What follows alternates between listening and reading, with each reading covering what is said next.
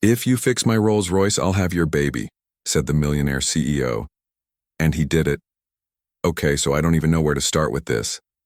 I've been lurking on this forum for like 2 years now, reading everyone's stories, and I always told myself I'd never be the type to post something like this. But what happened to me last Tuesday? Man, I have to get this out, because if I don't write it down somewhere, I'm going to lose my mind sitting with it alone. So let me back up just a little bit. Not too far, I promise. Just enough so you guys understand where I was standing when all of this went down. My name's Cole. Cole Merritt, 36 years old, single dad, mechanic. That's basically my whole biography right there. I've got a 9-year-old son named Theo. Smart kid. Too smart sometimes. The kind of kid who reads the room before adults do. And the two of us have been doing this thing on our own for about 4 years now. Ever since his mom decided that her yoga instructor in Scottsdale was more important than her family. But that's a whole other story. The point is, life had gotten real quiet. Real predictable. Wake up, get Theo ready for school, drive 40 minutes to the shop, come home smelling like motor oil and burnt rubber, make dinner, help with homework, fall asleep on the couch watching something I wasn't even paying attention to. Repeat. That was my life. And I wasn't complaining, not really, because at least it was mine. At least it was honest. But money? Man. Money was tight in a way I can't even fully describe without it feeling embarrassing. We were behind on rent, 3 weeks behind.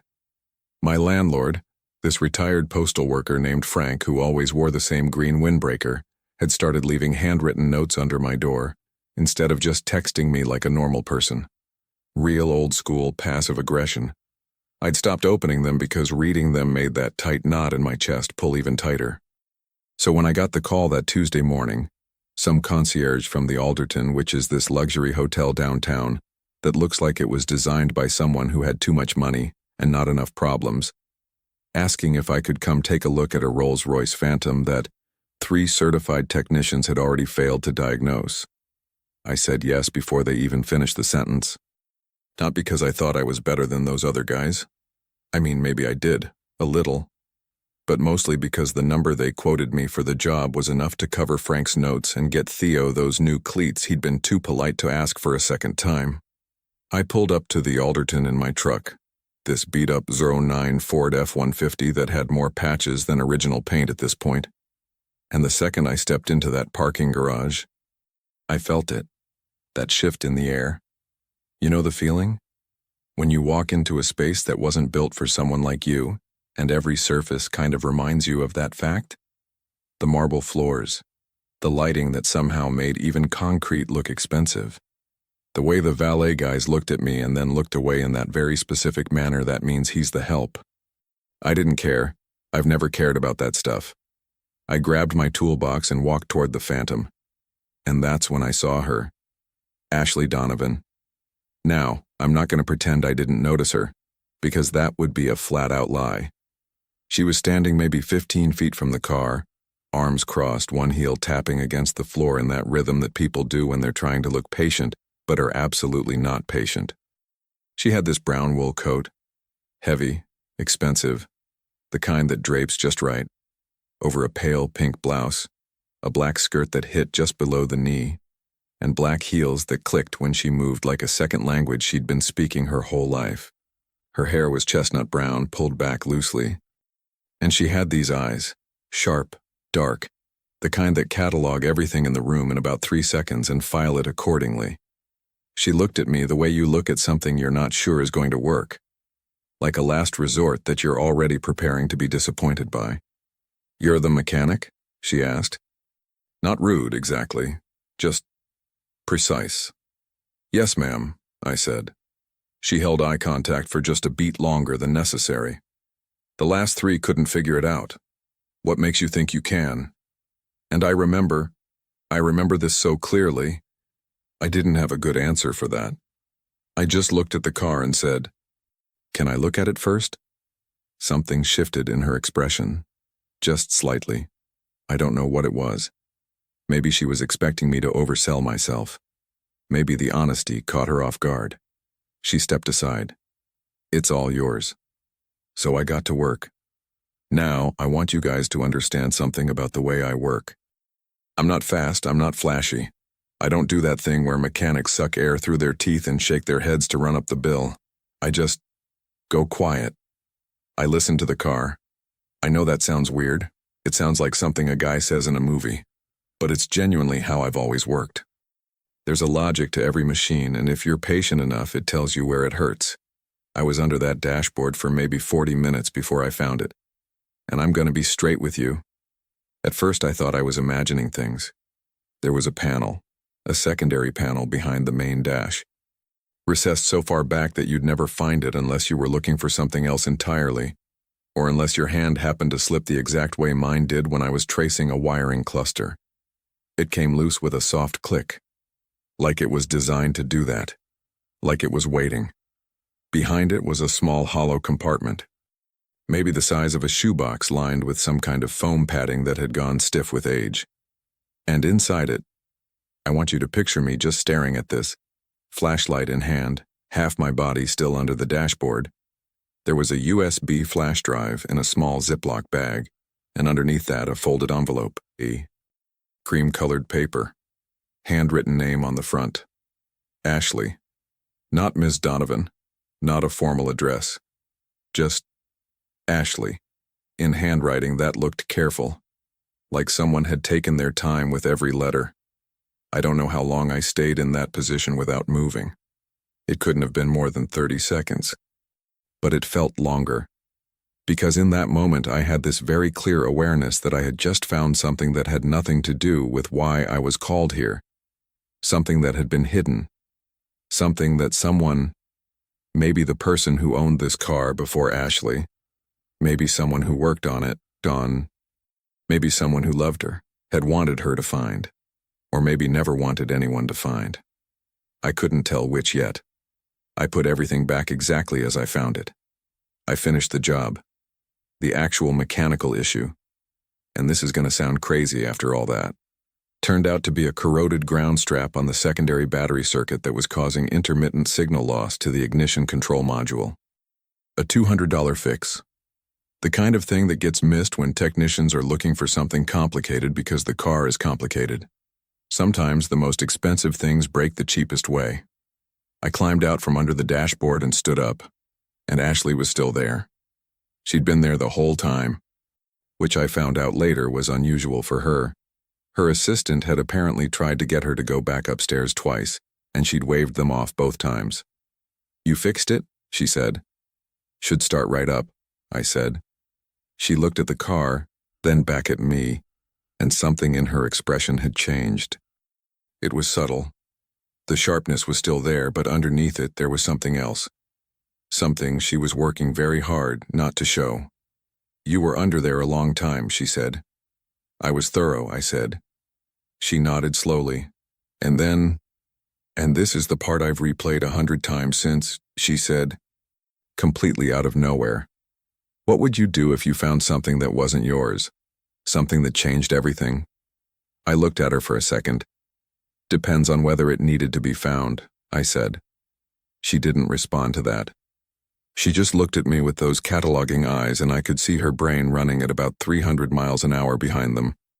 I got paid. I loaded my toolbox. I walked back to my truck. And the whole drive home with the flash drive and that letter sitting at the very front of my mind like a lighthouse I couldn't stop steering toward, I kept thinking about what was in that envelope, about who wrote Ashley with that kind of care, about what gets hidden inside a Rolls-Royce Phantom and why. I didn't know yet. But I had a feeling.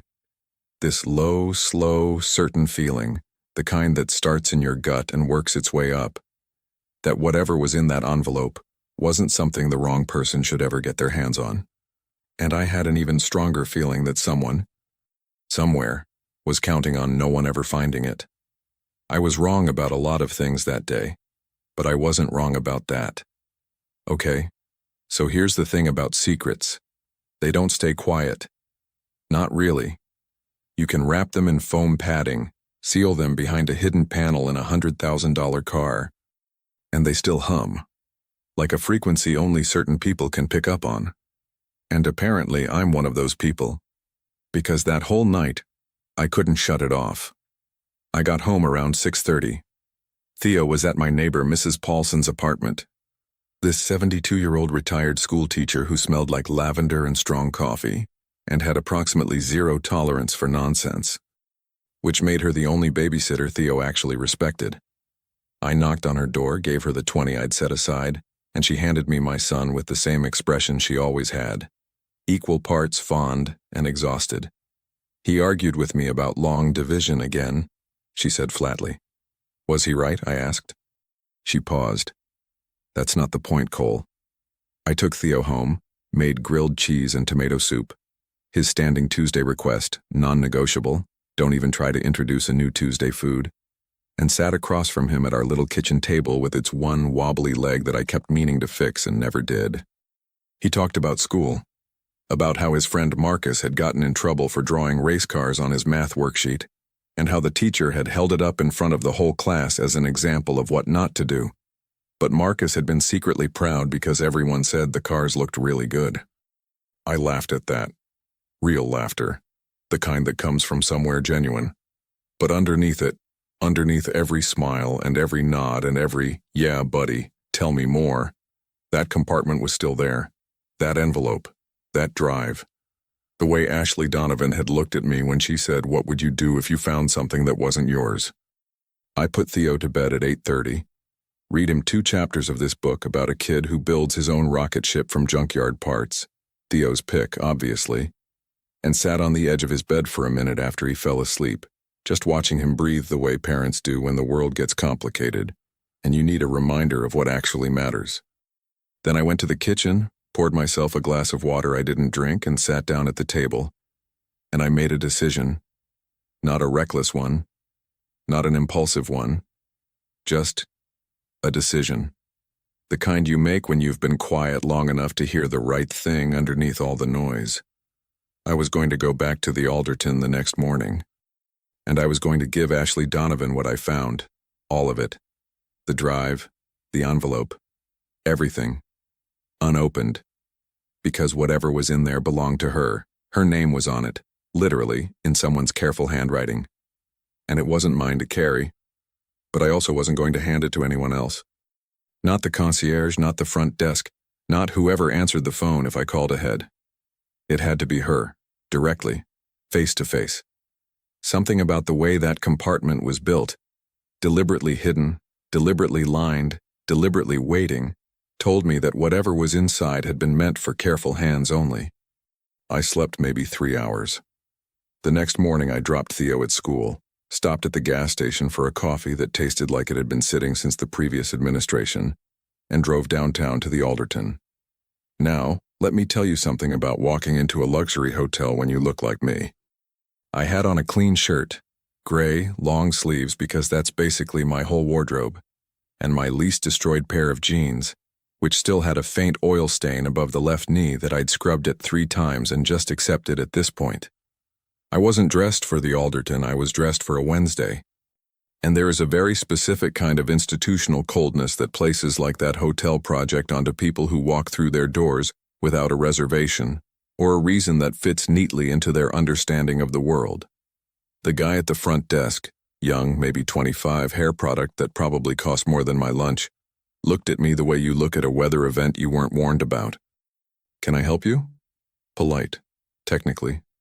I need to see Ashley Donovan, I said. I was here yesterday. I worked on her car. Ms. Donovan's schedule? I know, I said. I'm not here to take up her time. I just need 2 minutes. Tell her it's the mechanic. Tell her I found something when I was under the dashboard. Something shifted in his expression. Just a flicker. He picked up the desk phone, turned slightly away from me, spoke quietly, waited, listened. Then he turned back with a look I wasn't entirely expecting, something between surprise and recalibration. She'll see you, he said. 19th floor.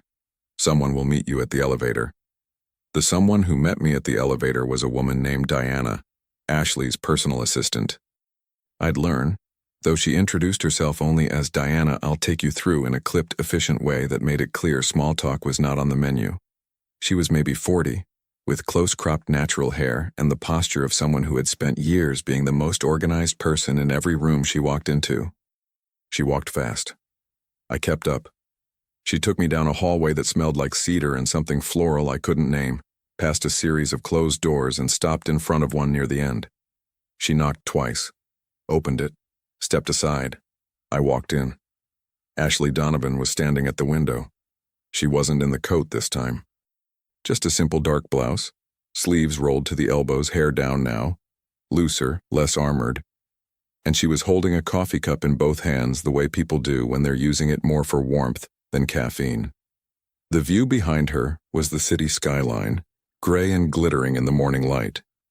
She looked less like a CEO and more like a person, which I don't know why made everything feel heavier.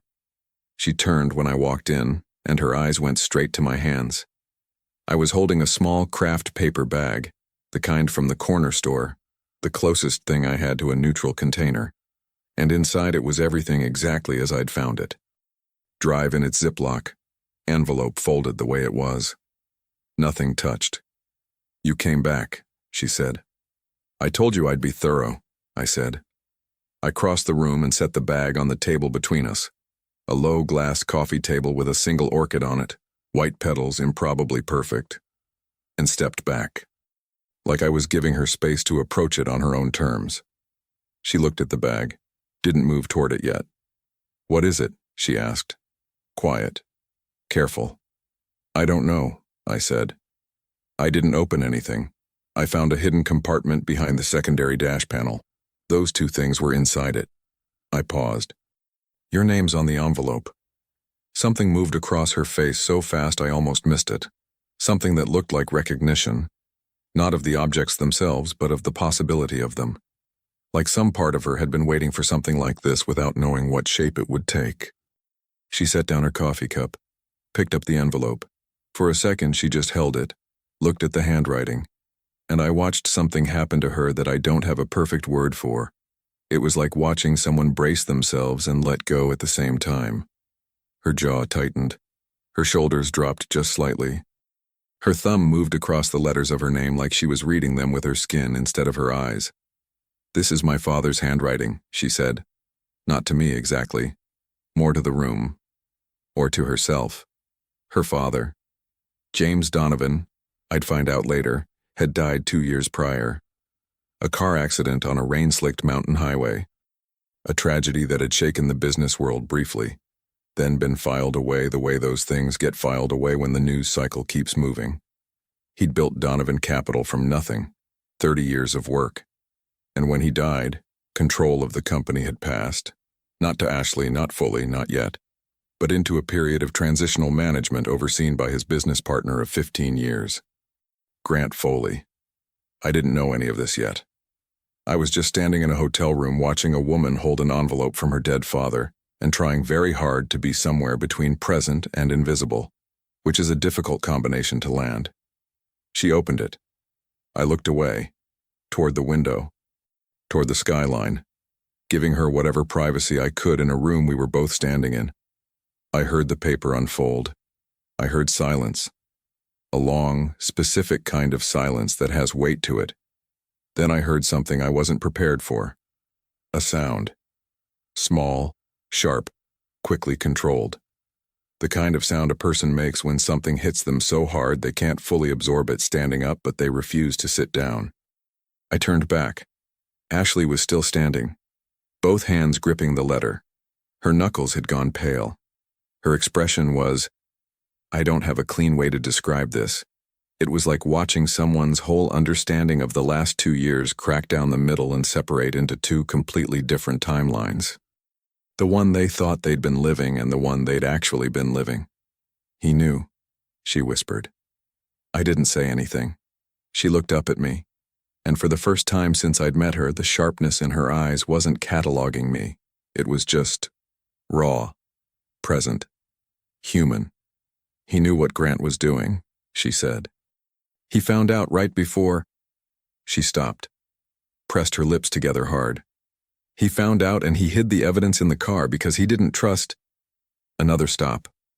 Her voice had gone tight and controlled in that way people talk when they're fighting to keep it from shaking.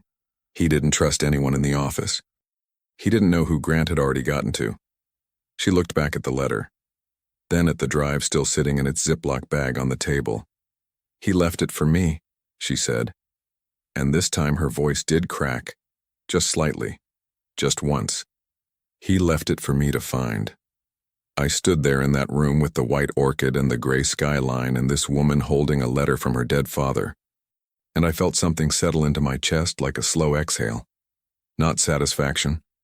Not anything so clean as that.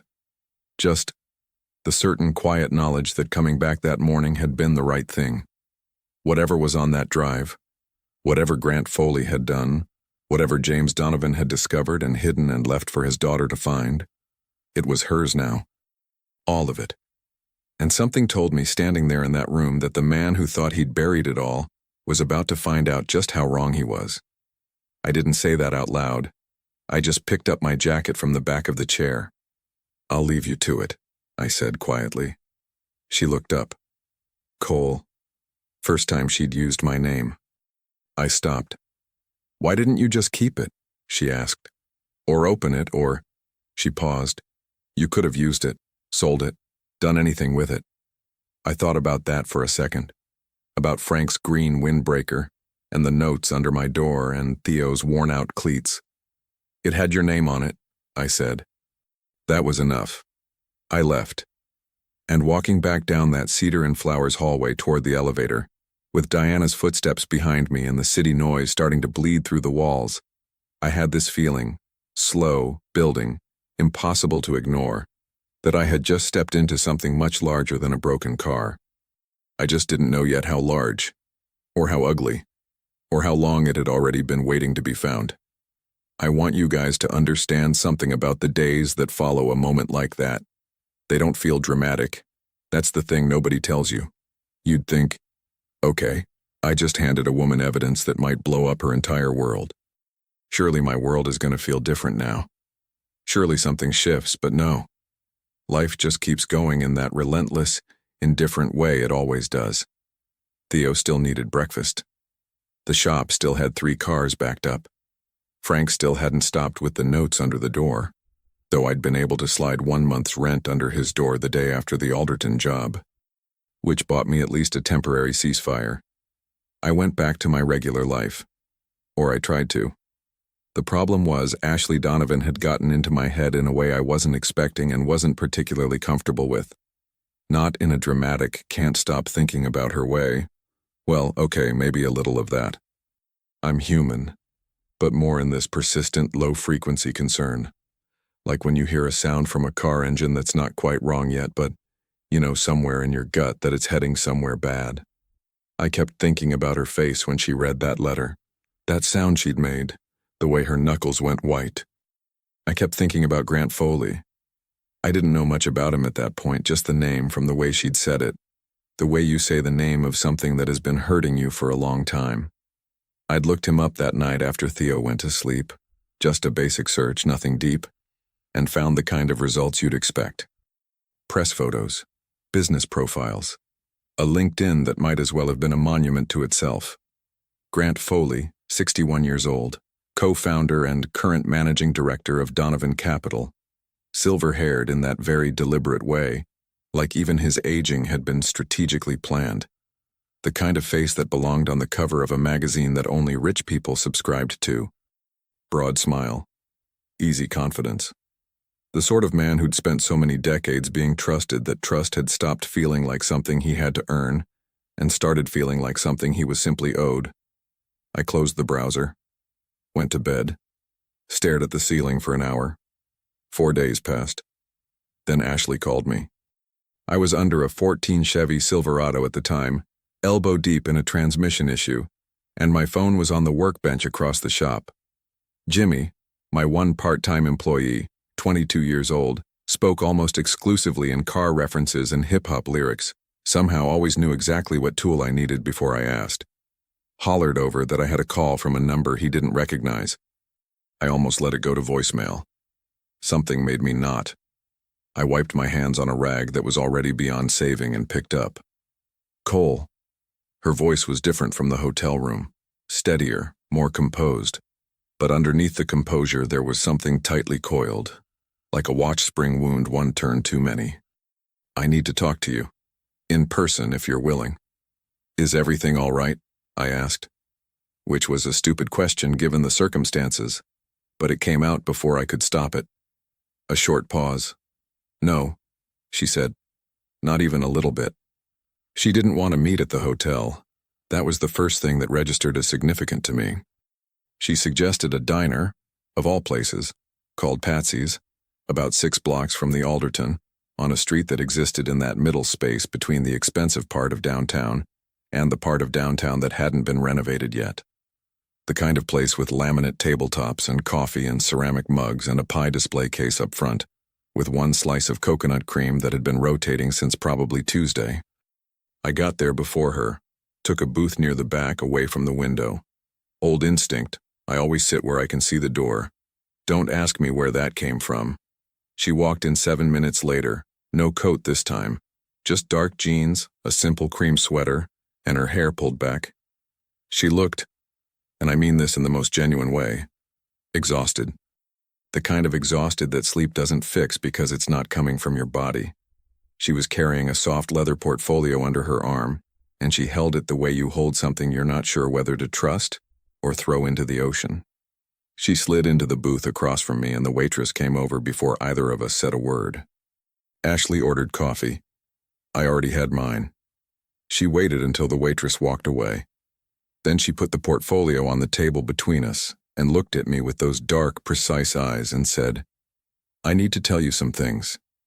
And I need you to understand that I'm telling you because you're the only person I've talked to in 4 days who doesn't work for Grant, isn't related to Grant, and doesn't owe Grant something." I wrapped both hands around my mug. "Okay," I said. She opened the portfolio. What she laid out over the next 40 minutes, quietly, methodically, in a voice that stayed controlled the way someone's voice stays controlled when they've been practicing staying controlled, was this. The flash drive her father had left contained 4 folders: financial records, internal communications, a series of time-stamped photographs, and 1 video file she hadn't been able to bring herself to watch more than once. The financial records showed a pattern of fund diversion going back 11 years. Not sloppy, not obvious. The kind of thing that required real sophistication to construct and real intimacy with the company's infrastructure to execute. Money moving in careful incremental amounts through a series of subsidiary accounts, several of which Ashley hadn't even known existed, into a holding entity registered under a name that meant nothing on paper, but apparently meant everything once you pulled the thread. The total, across 11 years, was somewhere north of $40 million. 40 million. I kept my face neutral. Inside, I was doing the math in the involuntary way your brain does when numbers get large enough to lose their meaning. The internal communications were worse.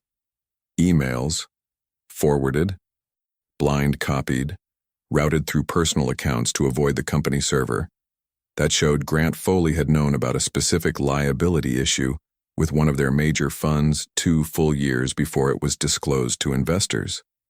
Not just known about it, actively concealed it, and in at least 3 of those emails, he'd referenced James Donovan, Ashley's father, in terms that made it clear he'd been managing around him, keeping things from him, feeding him curated information while the real picture existed in a completely separate set of books. Her father had found out. That's what the letter said. He'd found out approximately 3 weeks before his accident. He'd started quietly documenting everything, copying files to that drive, preparing to go to the board.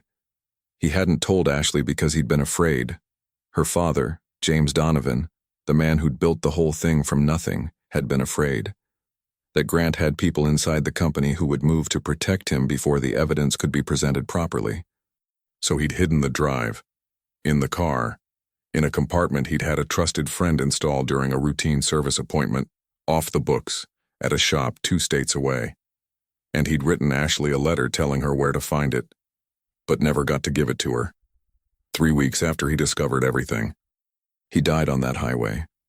Ashley said the word accident the way people say a word they've stopped fully believing, not accusing anyone out loud, just leaving the shape of the doubt in the air between us, visible, unspoken. I looked at her across that laminate tabletop and felt something move through me that I don't have a clean word for. It was anger, partly. The specific kind of anger that comes when you see something profoundly unfair operating in plain sight for years, feeding on someone's trust, wearing the face of loyalty, collecting on a relationship it never deserved. But it was also something else, something older, the feeling of recognizing a particular type of person. The type that builds themselves up entirely on what they've taken from others, then stands in the wreckage they've made and accepts condolences at the funeral. I'd met that type before, in smaller doses, at a smaller scale, but I recognized the silhouette. "Have you talked to a lawyer?" I asked. "My lawyer of 7 years," she said carefully, "was introduced to me by Grant." "Right. Do you have anyone?" "I made 3 calls yesterday," she said. "Independent firms. 1 in Chicago, 1 in New York, 1 here. I used a name my father gave me years ago, a college friend of his, a securities attorney who retired upstate. He pointed me in the right direction." She paused. "It's moving, but slowly and carefully, because if Grant finds out the drive exists before the evidence is fully documented and in the right hands—" She didn't finish that sentence. She didn't need to. "He'll make it disappear," I said. "He's had 11 years of practice," she said, "at making things disappear." The coffee in my mug had gone lukewarm. I hadn't noticed. Outside, through the diner window, the city was doing its usual Wednesday thing. Taxis, pedestrians, a guy on a bike weaving through traffic with the specific confidence of someone who had either great instincts or no self-preservation instinct at all. "Why are you telling me this?" I asked. Not challenging, genuinely asking.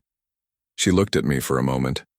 Really looked, the way she'd done in the hotel parking garage when I'd first walked up to the Phantom. That cataloging look, except this time there was something different underneath it. Something more open.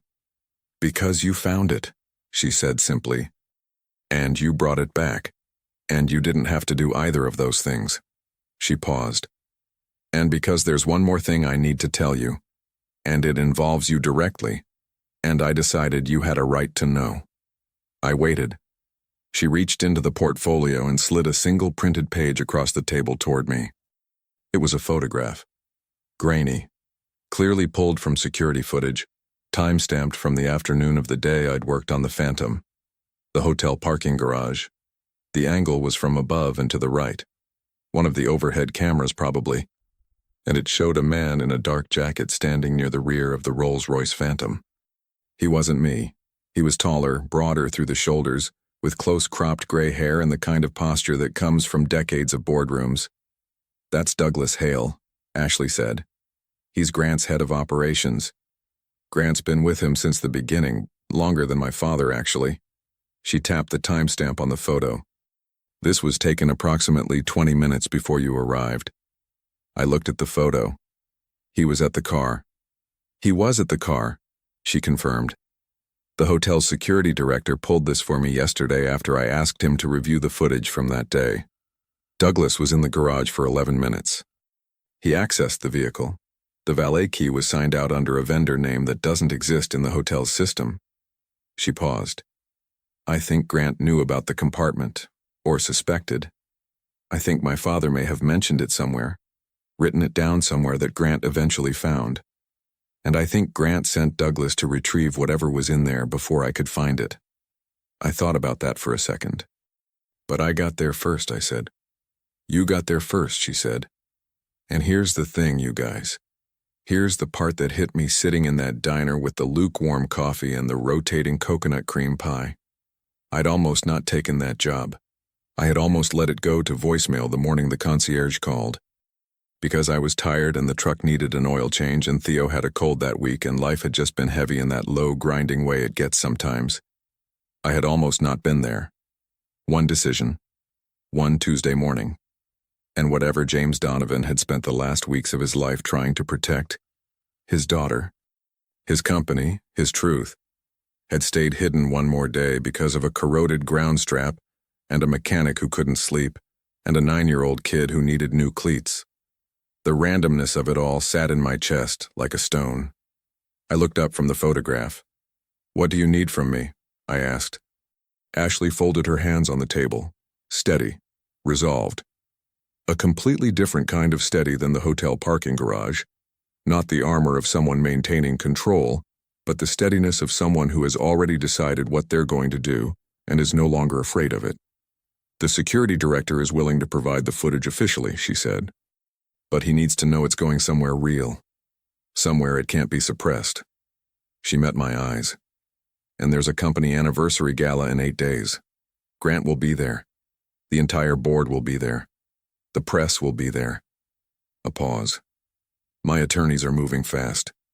If they can have everything documented and certified before that night, the financial records, the communications, the footage, and the board can be informed directly, publicly, in front of everyone Grant has spent 11 years performing for."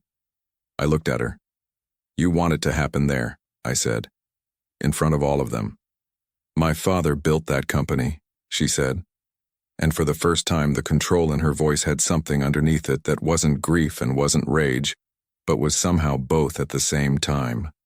"He built it from a folding table in a one-bedroom apartment. He worked every day of his adult life for it. And the man he trusted most, the man who stood at his funeral and cried, Cole, the man who cried, spent 11 years stealing from it." She stopped, exhaled slowly. "So yes, I want it to happen there. I want every person who ever shook Grant Foley's hand and trusted his word to be standing in the same room when the truth walks through the door." I thought about my son asleep in his bed, about James Donovan's careful handwriting on a cream-colored envelope, about $40 million in a mountain highway and the particular silence of a hidden compartment that had been waiting 2 years to be opened. "All right," I said. She looked at me like she was waiting for a condition, a hesitation, a but. There wasn't one. "All right," I said again. "Then let's make sure it happens right." Outside the diner, a city bus rolled past the window, its engine loud and low and grinding in a way that told me it had maybe 6 months left before something major went. I could tell just from the sound. That's the thing about knowing how engines work. You can hear exactly where something is heading before it gets there. 8 days. Grant Foley had 8 days left of being the most trusted man in every room he walked into, and he had absolutely no idea. 8 days sounds like a long time until you're living inside them. And I want to be clear about something before I get into what those 8 days actually looked like, because I know how this sounds from the outside. Guy fixes a car, finds a secret compartment, suddenly he's involved in some corporate takedown. I get it. Even I thought it sounded insane when I tried to explain it to myself lying in bed at night with the ceiling fan doing its slow, uneven rotation above me and Theo breathing quietly down the hall. But here's the thing about being a mechanic for 15 years. You learn to stay with a problem. You learn that the most dangerous thing you can do is walk away from something half-fixed, because a half-fixed engine doesn't stay half-fixed. It degrades. It finds the weakest point and it fails there, usually at the worst possible moment, usually on a highway at night in the rain. You either see it through or you accept that something worse is coming. I'd found that compartment. I'd brought Ashley what was in it. I was already part of the mechanism. Walking away wasn't really an option anymore. The first 2 days after the diner were quiet in the specific way that precedes something loud. Ashley was working with her attorneys around the clock. She'd told me that much in a brief text the morning after we met at Patsy's. The kind of text that was informational rather than conversational. Efficient and precise the way she did everything. Attorneys reviewing files, security director sending certified copies today. We'll update when there's something concrete. I went back to the shop. Fixed a 17 Honda Accord with a busted CV axle. Replaced brake pads on a minivan belonging to a woman named Carol, who had 3 kids and a bumper sticker that said, "My other car is also covered in goldfish crackers." Talked Jimmy through a fuel injector cleaning he'd done mostly right but not entirely right. Normal stuff. Real life stuff. The kind of work that keeps your hands busy and your head just occupied enough that you can almost forget what's running in the background. Almost. Because the thing about knowing what I knew, about having held that drive, having stood in that hotel room, having sat across from Ashley in that diner and watched the whole shape of it come into focus, was that it changed the way I saw things. Subtle, but real. Like when you learn how a magic trick works, and you can never quite unsee the mechanism underneath. I'd drive past a billboard with a financial firm's logo on it and think about $40 million moving in careful increments through accounts designed not to be found. I'd watch the news for 30 seconds and catch a business segment about investor confidence and think about people who trusted their money, their futures, their retirements, their kids' college funds, to people whose smiles were a performance. I'd think about James Donovan driving on a rain-slicked mountain highway 3 weeks after he found out what his partner had been doing for 11 years. And I'd think about Grant Foley standing at that funeral and crying. That one kept coming back. Every time, that one. On the third day, something happened that I hadn't accounted for. I was closing up the shop. 7:15, Jimmy had already left, the overhead lights were off, and I was doing one last walkthrough when a car pulled into the lot. Not unusual. People pull in after hours sometimes, ask if I can take a quick look at something. I usually tell them to come back in the morning. But this car sat in the lot for a full 2 minutes without the door opening, just idling. A black Mercedes E-Class, current generation, tinted windows. One of those license plate frames from a dealership 3 cities over. The kind of car that's meant to look like any other car but is actually very precisely not any other car. I stood in the shop doorway and looked at it. Not moving, not walking toward it. Just watching. After 2 minutes, it pulled back out of the lot and drove away. I stood there for a moment after the taillights disappeared. Then I locked up, got in my truck, and took a different route home than I normally would. Added about 12 minutes to the drive. Probably nothing. Almost certainly nothing. I took the different route anyway. When I got home, I texted Ashley. Just 3 words. Someone watching shop. Her response came back in under 4 minutes, which told me she'd been awake and near her phone. How sure? I thought about the 2 minutes of idling. The dealership 3 cities over. The specific quality of stillness that a car has when the person inside it is watching rather than waiting. Pretty sure, I typed. A longer pause this time. Then, Douglas Hale drives a black Mercedes. Has for years. Tell me you didn't confront them. I'm not an idiot, I typed. I didn't think you were. I just needed to hear it. Then, Cole, if they know you were the one who found it. I know, I typed. You should know that my attorneys made a significant call today. To the SEC. Preliminary only, informal, off the record for now. But it's in motion. 6 more days.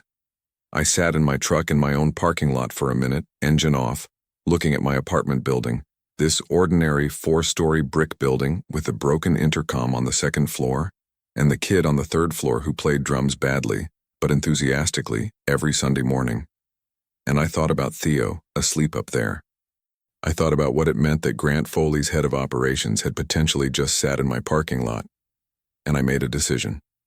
The next morning, I called my sister Karen. Karen is 4 years older than me, lives 40 minutes north, works as a dental hygienist, and has the specific superpower of being able to say completely devastating things in the most matter-of-fact tone you've ever heard in your life. She'd been on at me for 2 years to move closer to her, partly because of Theo and partly because she'd never fully accepted that I was capable of managing my own life without her commentary. We talked maybe twice a month, texted more. She was the closest thing to a safety net I had that didn't cost money. I didn't tell her everything. I told her enough. That I'd gotten mixed up in something at a job. That it was probably fine. That I just needed her to be available to have Theo for a few days if it came to that. She was quiet for a moment after I finished. Then she said, in that completely level voice of hers, "Cole, are you in danger?" "No," I said, which was probably true. Probably true isn't the same as true. I know. Another pause. Is she worth it? I hadn't told her anything about Ashley specifically. I didn't know how she'd picked up on that thread. That's Karen. That's always been Karen. It's not about that, I said. Okay, she said in a tone that meant she didn't believe me but was choosing not to push. Theo can come whenever, I'll keep my phone on. I thanked her. Hung up. Sat with the question she'd asked for longer than I wanted to. Day 5. Ashley called at 11 in the morning and asked if I could meet her again. Different location this time. Not the hotel, not the diner. A small private office space she'd rented under a different name in a building downtown that housed about 30 small businesses and a dental practice, and had exactly the kind of anonymous foot traffic that made one more face walking through the lobby completely unremarkable. I found the office on the 4th floor, Suite 412. The door was unmarked. I knocked and she opened it. The room was small and deliberately plain. A rental desk, 2 chairs, a window that looked out onto a ventilation shaft, a folding table along one wall with a laptop, several stacked folders, and 2 coffee cups from a place down the street. She'd been here a while before I arrived. There were 2 other people in the room. One was a woman I hadn't met, mid-50s, reading glasses pushed up on her forehead, sharp in the way that specific kind of attorney is sharp, like every word she said had been pre-edited for maximum utility. Her name was Patricia Elms. She shook my hand with the grip of someone who had spent 30 years in rooms where grip mattered. The other was the hotel's security director, a stocky, soft-spoken man named Raymond Park, who I recognized from a brief glimpse during my first visit to the Alderton but hadn't spoken to. He had a tablet in front of him, and the expression of someone who had made a significant decision recently and was still sitting with the weight of it. Ashley introduced me simply as Cole, the mechanic who found the drive. No last name, no elaboration. Patricia Elms looked at me for one measuring second and then moved on, which I took as a good sign. "We're here because the evidentiary package is close to complete," Ashley said, sitting down and folding her hands on the desk in that particular way she had. Not anxious, not performative, just completely present. Patricia's team has spent 4 days going through everything on the drive, cross-referencing with external financial records they've been able to pull independently, and building the documentation chain. Raymond has certified copies of the garage security footage and is prepared to provide a formal statement. Raymond nodded once. Slowly. The nod of a man who knows he's crossing a line he can't uncross and has decided it's worth it. "There's something else," Patricia said. She opened one of the folders and slid 3 pages across to me. "We've been looking at the accident."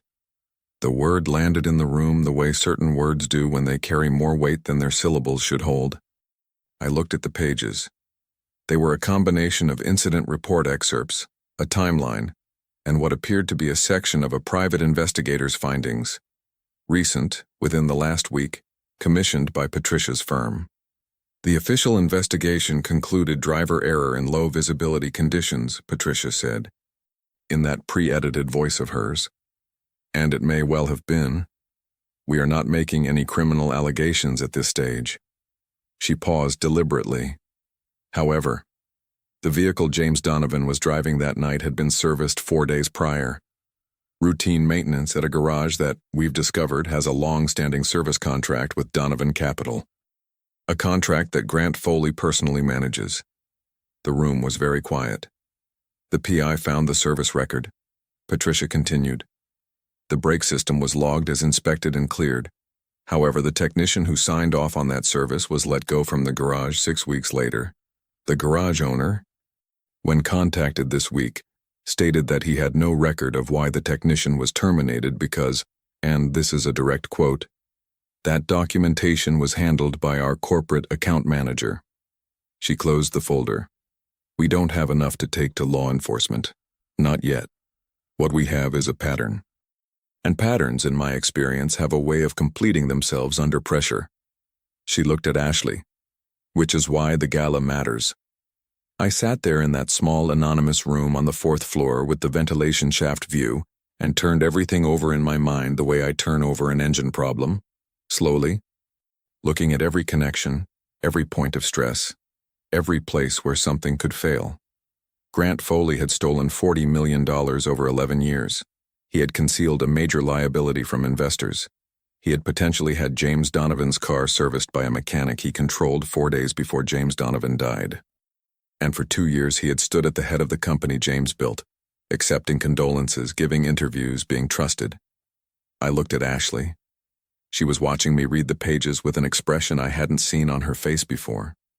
Not the sharpness, not the composure, something quieter and more exposed. Like she was watching someone else understand something she'd been carrying alone. You okay? I asked. It was a simple question. Maybe too simple for the room we were sitting in and everything on the table between us. But it was the right question. I could tell because she looked slightly startled by it, like she'd forgotten, in the middle of all the evidence and the attorneys and the strategy, that someone might just ask her that. No, she said, for the second time since I'd known her. Same word, same honesty. But I will be. I nodded. Patricia was already moving back to her folders. Raymond was reviewing something on his tablet. The machinery was in motion, careful and deliberate, and there were 3 days left. 3 days until the gala. 3 days until Grant Foley walked into a room full of every person who mattered to him. Every board member, every investor, every carefully cultivated relationship, and had absolutely no idea that the floor he was standing on had already been pulled out from under him. He'd been so careful, 11 years of careful. He'd built a fortress out of trust and access and the quiet, devastating power of being the person everyone assumed was protecting the thing that mattered. But he'd missed one thing. He'd missed a hidden compartment behind the secondary dash panel of a Rolls-Royce Phantom. He'd missed a corroded ground strap. He'd missed a mechanic from a 4-story brick building with a broken intercom who took a different route home and asked simple questions and had absolutely no reason to be involved in any of this, except that he'd done the honest thing at every single turn because that was just how he was built. Sometimes the thing that brings a fortress down isn't a battering ram. Sometimes it's a flashlight and a slipped hand and a man who couldn't sleep. 3 days. The night before the gala, I couldn't eat. I made Theo his Tuesday grilled cheese even though it was a Friday, because he'd asked for it and I needed something familiar to hold on to. Something that required just enough attention to keep my hands busy without demanding anything from my head. I stood at the stove and watched the butter melt and spread and listened to him talk about a science project he was doing about volcanoes, and I nodded in the right places and asked the right questions. And the whole time there was this low electrical hum running through my chest that I couldn't turn off. He noticed. Of course he noticed. Theo always notices. He was quiet for a moment midway through dinner, looking at his plate. And then he looked up at me with those eyes he has, dark, steady, older than 9 in a way that sometimes catches me completely off guard, and said, "Dad, are you in trouble?" I looked at him across the wobbly-legged table. "No, buddy," I said. "You're doing the thing where you smile but your eyes don't," he said. I put my fork down. "Because what do you say to that? What do you say when your 9-year-old reads you more accurately than most adults ever have?" "I'm working on something complicated," I said. "It's almost done, and when it's done, everything's going to be fine." He considered this with the gravity of a small person who understands that adults simplify things for children, and has decided to allow it this one time. "Okay," he said, and went back to his grilled cheese. I watched him for a moment. This kid, this specific, remarkable, impossible kid, who'd been the only constant in 4 years of rebuilding something from almost nothing. And I thought about James Donovan writing a letter to his daughter at the end of his life, hiding it where he hoped she'd find it, trying to protect something he'd spent everything building. I understood that impulse in my bones. The gala was at the Alderton. Of course it was. Donovan Capital had held their annual company event there for 11 consecutive years. Grant Foley had established the tradition. Ashley had told me, which meant that even the venue belonged to his performance of loyalty. The irony of it happening in the same building where I'd found the drive wasn't lost on me. It felt almost structural, like the building itself had been waiting for this particular night to mean something different than it always had. I wasn't attending. Let me be clear about that. I was not a gala person under any circumstances, and even if I had been, showing up in my gray shirt and oil-stained jeans to a room full of people in black tie would have been a specific kind of chaos nobody needed the night the whole thing was supposed to go right. Ashley had told me she'd call afterward. Patricia's team was handling the board notification, a formal presentation of the evidence package, scheduled to begin at 8:15 during the cocktail hour in a private meeting room adjacent to the main event space. The timing was deliberate. The board members would receive the information, review the documentation summary, and then return to the main room where Grant Foley would be standing with his silver hair, and his easy confidence, and his 11-year performance of being the most trustworthy man in every room. Except this time, the room would know. I drove to the shop that evening, not because there was work to do, but because I needed somewhere to be with my hands. Jimmy had left a '99 Jeep Cherokee that needed a new water pump, and I got under it around 7 o'clock with a work light and a thermos of bad coffee, and started working slowly, methodically, in the particular quiet of an empty shop after hours that I've always found more honest than most silences. The wind outside moved through the gap under the garage door in a low, steady sound. Metal ticked as temperatures dropped. I worked. At 8:47, my phone buzzed on the concrete floor beside me. Not a call. A text. Ashley. It's done. 2 words. I stared at them for a long moment. Then, he didn't know until he walked back into that room and saw their faces. Every single one of them. I set the phone down. Picked it back up. Are you okay? I typed. The response took a few minutes. Long enough that I'd gone back to the water pump and tightened 2 bolts before I heard the buzz. I watched him figure it out in real time. Watched the moment he understood. I've been dreading that moment for 6 days. I thought it would feel like something huge, like an explosion. A pause. Then another message came through immediately after. It didn't. It was quiet. He just went very still. And then he looked across the room and found me. And I didn't look away. I read that twice. Then I put the phone in my pocket and sat on the concrete floor with my back against the Jeep's front tire and my work light pointing at the ceiling. And I let out a breath that felt like it had been sitting in my chest since the moment I found that hidden compartment. She called at 10:20. I was still at the shop. I'd finished the water pump, started on a tire rotation I hadn't been asked to do yet but was going to need to do anyway, and had gone through the entire thermos of bad coffee in a way that meant tomorrow morning was going to be unpleasant, but tonight required it. I picked up on the second ring. Hey, she said. Just that. Hey. Not Ms. Donovan energy. Not the armor. Just a person on the phone at 10:20 on a Friday night who had just watched 11 years of lies come apart in a hotel ballroom. Hey, I said back. A moment of quiet on the line. Not uncomfortable. The kind of quiet that exists between people who have been through something together and don't need to fill every second of it with words. Patricia says the formal regulatory filing goes in Monday morning, she said. The board has already voted to suspend Grant's authority pending the investigation. His access to company systems was revoked tonight. IT was standing by. A pause. Douglas Hale resigned approximately 30 minutes after Grant was confronted. Apparently didn't even wait to see how it played out. Just sent an email to HR from his phone and left the building. Rats, I said. Exactly like that, she said. Grant tried to speak to me privately after the board meeting. I declined.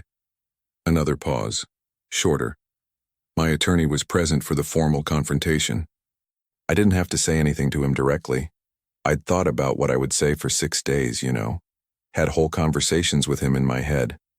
And then when it was actually happening, I realized I didn't have anything to say to him. There were no words that were worth spending on him. I thought about that. About the economy of that decision. The dignity of it. Your father would have done the same thing, I said. I didn't know James Donovan. I had no real basis for saying that. But I believed it completely. And sometimes the right thing to say isn't the most carefully supported thing. It's just the true thing. She was quiet for a moment. Yeah, she said softly. He would have. Outside the shop, the wind had picked up, and somewhere down the block something metallic was tapping against something else in a patient, rhythmic way. The work light was still pointing at the ceiling. My coffee was gone. Cole, she said. Yeah. Why did you stay involved? Really? You could have handed me the drive and walked away completely. You had no obligation past that point. A pause. You have a son. You had a black Mercedes sitting in your parking lot. You had every reasonable reason to step back. I thought about how to answer that honestly. Because the wrong person had been winning for 11 years, I said. And I had a chance to be useful. And I've spent a long time being invisible in rooms that didn't think I belonged in them, and I'm tired of that being a reason not to act. A longer silence this time. "You're not invisible to me," she said. Quiet. Direct. The most unguarded thing she'd said to me since the hotel room when her voice cracked over her father's handwriting. I didn't have an immediate response to that. Not because I didn't have feelings about it. I had a significant number of feelings about it that I was absolutely not going to process while sitting on a concrete floor in an empty shop at 10:30 at night. But because some things deserve more than a reflex answer. "I know," I said finally. Another beat of quiet. "Get some sleep, Cole," she said. And something in the way she said it, warm, direct, like she had some stake in how I was doing, settled into my chest in a way I wasn't sure what to do with yet. "You too," I said. We hung up. I sat there for another minute. Just me and the shop and the wind outside and the ticking metal and the work light aimed at the ceiling like it was looking for something up there. Then I turned off the light, locked up, and drove home the regular route. No black Mercedes. Just the city doing its ordinary nighttime thing. Indifferent and ongoing and completely unaware that somewhere across town, a man who had spent 11 years being the most trusted person in every room he walked into had just watched every one of those rooms close their doors to him simultaneously. I got home, checked on Theo, still asleep, one arm hanging off the side of the bed in the way he always slept. Like gravity was something that happened to other people. Pulled his blanket up, stood there for a second in the dark. Then I went to bed. And for the first time in 8 days, I slept the whole night through. 3 weeks passed after the gala. And I want to tell you guys that those 3 weeks were dramatic and fast-moving and cinematic. But honestly, they weren't. They were quiet, procedural. The kind of weeks that look boring from the outside but are actually doing enormous, irreversible work underneath the surface, like an engine rebuilding pressure after a catastrophic failure. Slow, deliberate, permanent. Grant Foley hired 3 attorneys within 48 hours of the gala. Patricia told Ashley this with the specific satisfaction of someone who recognizes a drowning man reaching for anything floating. It didn't matter. The evidence package was already with the SEC. The board had already voted. The $40 million paper trail was already being walked through by people whose entire professional existence was dedicated to following exactly that kind of trail to exactly that kind of conclusion. Douglas Hale's resignation letter, it turned out, contained enough carefully worded self-protective language that Patricia's team was able to use it as additional confirmation of the broader scheme.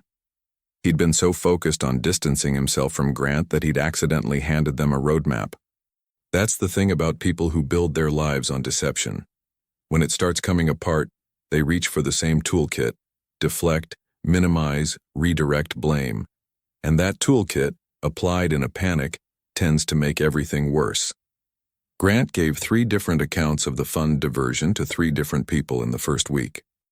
Each one slightly different. Each one slightly more damaging than the last. I know all this because Ashley told me. We'd started talking more. Not about the case specifically. Patricia had made it gently clear that the less I was formally connected to the legal proceedings, the cleaner everything stayed. But just talking. The way people talk when something significant has happened between them and they're both circling the edges of what that means. She'd text in the morning sometimes. Small things. A question about what I was working on. A detail from her day that she apparently felt like sharing with someone. Once she sent me a photograph of a coffee cup at a place she was at for a meeting. With the caption, "This is the worst coffee I've ever had and I drank the whole thing." I sent back, "Rookie mistake. Should have stopped at the smell." She sent back a single laughing emoji, and then nothing for 2 hours, and then, "You're right." I knew it, the smell. Theo found one of her texts on my phone by accident one evening. Purely by accident. He'd picked it up thinking it was his tablet, and handed it back to me with an expression of profound 9-year-old assessment. "Is that the car lady?" he asked. I took the phone. "What car lady?" "Dad." I looked at him. "She texts like she's trying to seem casual, but she's not casual," he said, with the confidence of someone delivering a professional opinion. I stared at my son for a moment. "Go do your homework," I said. He went. But he was smiling. 4 weeks after the gala, Grant Foley was formally charged. I found out from the news, same as everyone else. It was a Thursday morning, and I was at the shop, and Jimmy had the radio on, and the business segment came on, and there it was. His name. The charges, the company name, the words 11 years spoken by a news anchor in the same tone people use for things that are shocking and also somehow inevitable in retrospect. Jimmy turned from the car he was working on and looked at me. "Hey, isn't that the—" "Yeah," I said.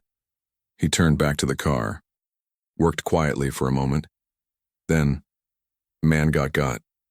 Man got got, I agreed. I went back to work. But I stood there for just a second first, with my hands still and the radio filling the shop with the specific surreal experience of hearing something you were quietly part of being described as news, as history, as a thing that happened out there in the world to people who existed at a different altitude than the rest of us. $40 million, 11 years, a mountain highway, a hidden compartment, a corroded ground strap, a letter addressed to Ashley in careful handwriting from a man who hadn't lived to give it to her. It wasn't nothing. It was never going to feel like nothing. She came to the shop 5 days after the charges. No call ahead, no text warning. Just a car I didn't recognize pulling into the lot at 4:30 in the afternoon, and Ashley Donovan getting out of it in jeans and a dark green jacket and her hair down, holding 2 coffees from a place I actually liked, looking like a person rather than a CEO, and doing it so naturally that I wondered if the CEO version had always been the performance, and this was just who she actually was underneath it. Jimmy took one look at her, took one look at me, announced that he'd remembered he had somewhere to be, and left with a speed that was both obvious and somehow appreciated. She handed me one of the coffees. "I looked up your shop 6 weeks ago," she said, "before I called you for the car." I looked at her. "What?" "I'd already had 2 other mechanics recommended to me," she said with the directness she always had, the kind that didn't cushion things unnecessarily. "But I looked up 3 shops independently. Yours had 1 review from 2 years ago from a woman named Carol who said, and I'm quoting directly, 'This man fixed my van and didn't charge me for 2 things he noticed that I hadn't asked about. Honest people still exist.'" She paused. "So I called you first. I thought about Carol and her goldfish cracker bumper sticker. I should send her a card," I said. Ashley laughed. Real laughter, unguarded, the kind that changes a person's whole face. I hadn't heard it before. I decided immediately that it was one of the best sounds I'd encountered in recent memory.